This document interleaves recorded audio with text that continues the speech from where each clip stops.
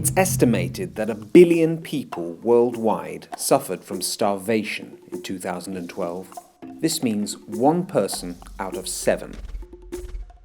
However, our planet produces enough to feed its entire population. Hunger should therefore not exist.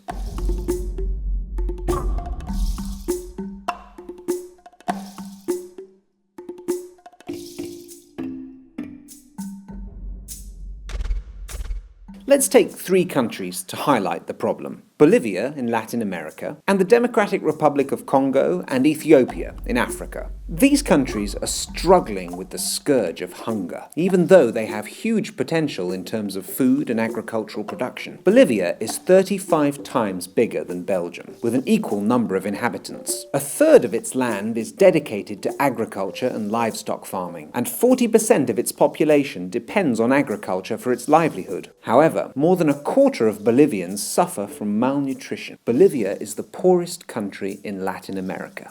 The Congo's natural resources could feed the entire African continent. 58% of the Congolese population depends on agriculture, but this country has the highest percentage of undernourished people in the world, 70% of its population. There are 64 million farmers in Ethiopia, or 77% of the country's population. The largest cattle herds in Africa are in Ethiopia, enough to supply milk and meat to all of East Africa, and yet 41% of Ethiopians are undernourished. The paradox is stark. Countries that are mainly populated by farmers are those most affected by hunger and malnutrition. Across the planet, over 60% of the people who go hungry are the families of farmers, animal breeders, or fishermen.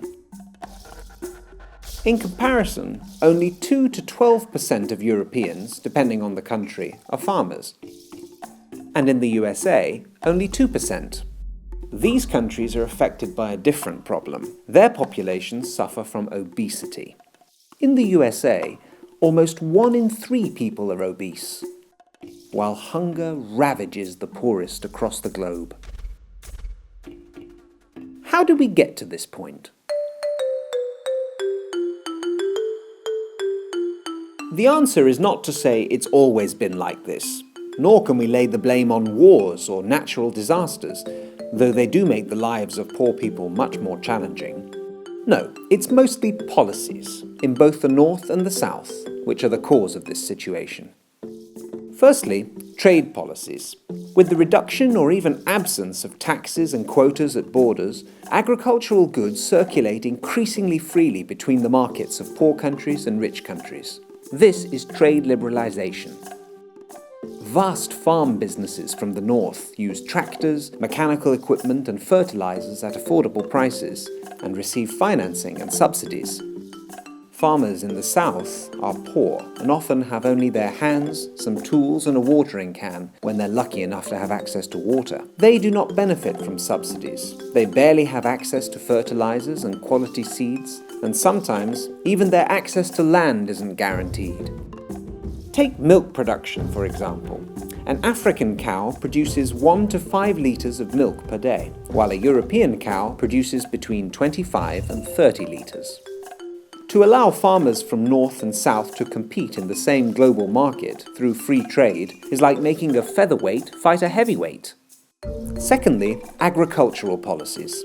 In industrialized countries, agriculture developed through strong and ambitious policies that enabled countries to become self-sufficient, and even produce surpluses in some cases. In the USA, the budget allocated to American agriculture, which accounts for 1 to 2% of the country's population, is around 95 billion euros. In the EU, the Common Agricultural Policy, which still accounts for a large share of the European budget, is often the main source of revenue for farmers.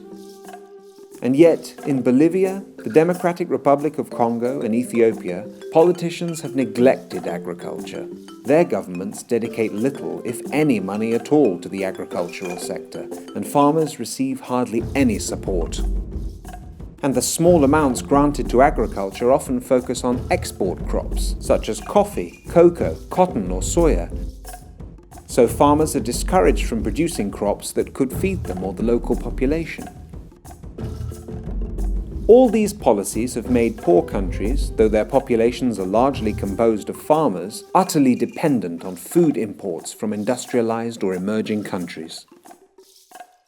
And when prices of imported agricultural goods go up in international markets, millions of poor farmers and consumers can't afford the higher prices, and therefore don't get enough to eat, as we saw in the food crises of 2008 and 2011.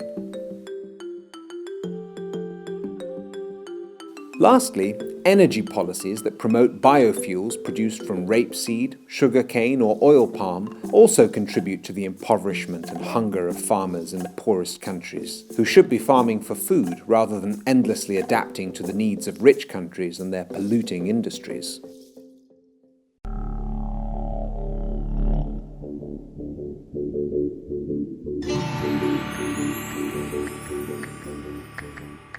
To end this paradox of hunger, farmers, who account for half the world's population, need to be encouraged and supported so they can feed themselves and their families.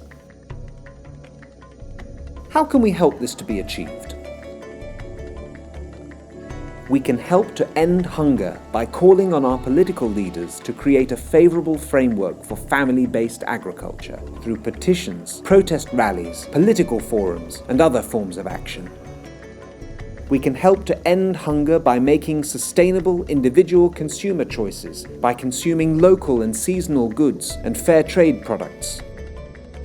We can help to end hunger by keeping informed and informing those around us, and by volunteering in organizations that are active in the fight against hunger. There are many ways to help eradicate world hunger and poverty, and to support a sustainable production and consumption model, one that can feed the whole planet. It's time for us to act.